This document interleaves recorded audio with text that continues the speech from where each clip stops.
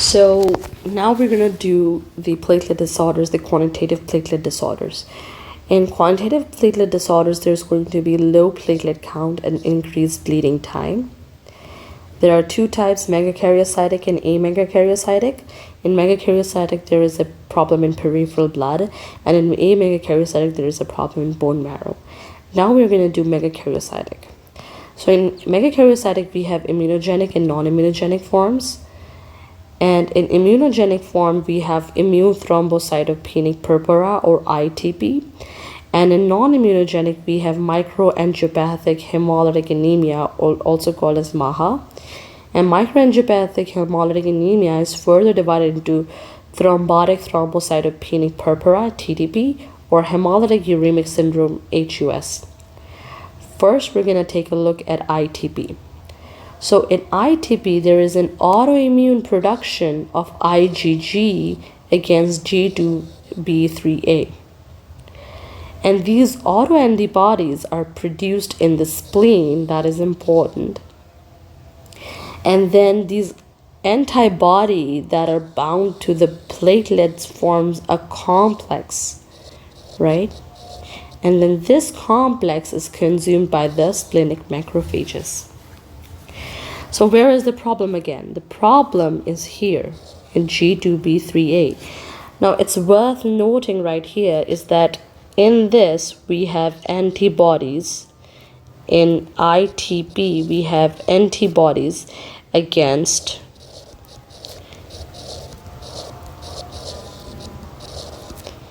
G2B3A.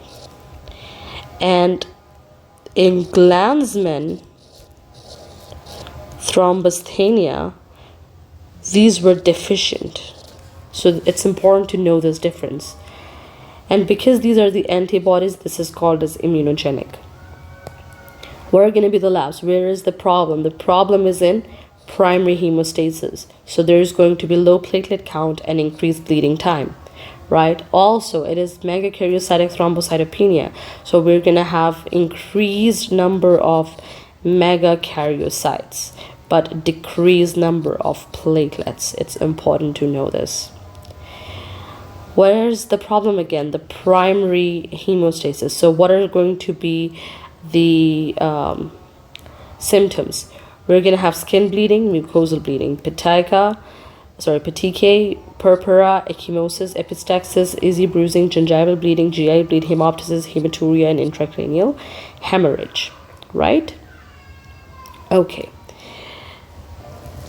What is the treatment of ITP? Treatment is corticosteroids, right?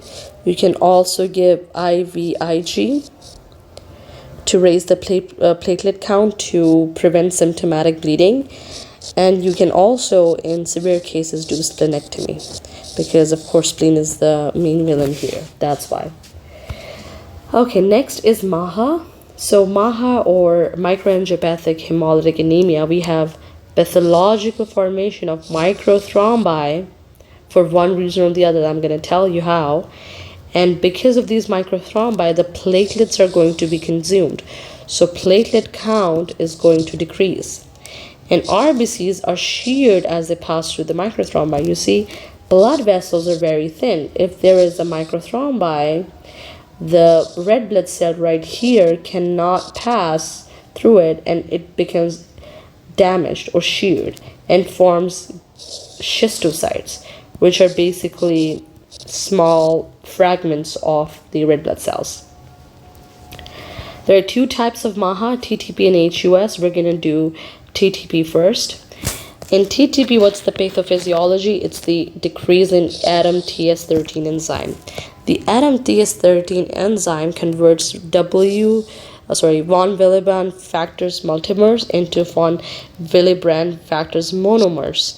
The multimers are more active and the monomers are less active. So if we have a deficiency in ADAM-TS13 enzyme, we cannot degrade these multimers and the active form is going to prevail, and we're going to have more platelet adhesion and microthrombi that is going to result in MAHA. So where's the problem again? This von Willebrand factor, this is not getting destroyed because of Adam TS13 enzyme.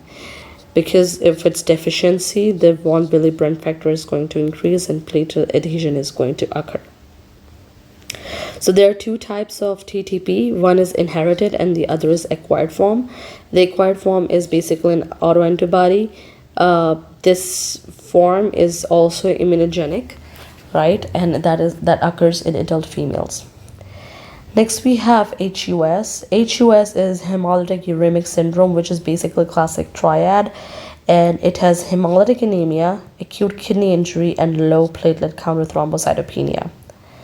It could be due to E. coli 0157 and Shigella that releases Shiga toxin that causes endothelial damage, and this is going to form platelet microthrombi. And the patient is going to present first with diarrhea, and then 5 days later he's going to have the HUS symptoms, which is basically hematuria, hemostasis, etc. So where is the problem? The problem is the primary hemostasis. We're going to have skin bleeding and mucosal bleeding, petechiae, purpura, ecchymosis, epistaxis, bruising, gingival bleeding, GI bleed, hemoptysis, hematuria, and intracranial hemorrhage. Can be anything. What are going to be the labs? The primary hemostasis, we have platelet count that is decreased and bleeding time that is increased. It's megakaryocytic, so increased in MKs and decreased in platelets. And also you're going to find schistocytes in peripheral blood smear. And that is it for quantitative platelet disorders.